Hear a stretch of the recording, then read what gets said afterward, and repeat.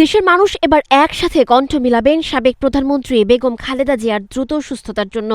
ধর্ম মন্ত্রণালয় আশা করছে এই বিশেষ প্রার্থনায় অংশগ্রহণ করে দেশের নাগরিকরা একতার বার্তা পাঠাবেন এবং তার আরোগ্য কামনা করবেন। এমতাবস্থায় বেগম খালেদা জিয়ার দ্রুত সুস্থতা কামনায় সারা দেশে শুক্রবার বিশেষ দোয়া ও প্রার্থনা আয়োজনের নির্দেশ দিয়েছে ধর্ম বিষয়ক মন্ত্রণালয়।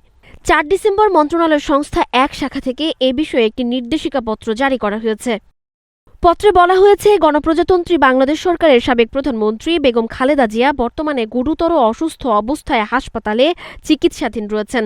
সরকারের পক্ষ থেকে তার আশু রোগমুক্তি কামনা করে আগামী শুক্রবার অর্থাৎ 5 ডিসেম্বর 2025 দেশের সকল মসজিদে বাদ জুমা বিশেষ দোয়া অনুষ্ঠিত হবে। একই সঙ্গে দেশের সকল মন্দির, প্যাগোডা এবং গির্জায় সুবিধা মতো সময়ে প্রার্থনা আয়োজনের নির্দেশ দেওয়া হয়েছে।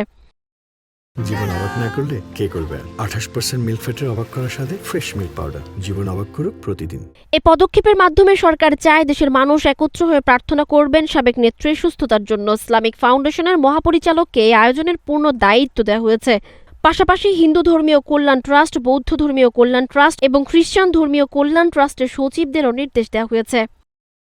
চিকিৎসকরা তার স্বাস্থ্য পরিস্থিতি আপডেট করছেন এবং পরিবার ও শুভান্নুধ্যায়ীরা তার দ্রুত আরোগ্য কামনায় দোয়া করছেন। শুক্রবার সারা দেশে এ বিশেষ দোয়া অনুষ্ঠান কেবল ধর্মীয় বিশ্বাস নয়, দেশের মানুষের সহমর্মিতা ও সমর্থনের প্রতীক হিসেবেও গণ্য হবে। সানজিদা আফরিন, সোনিয়া, নাগরিক, প্রতিদিন।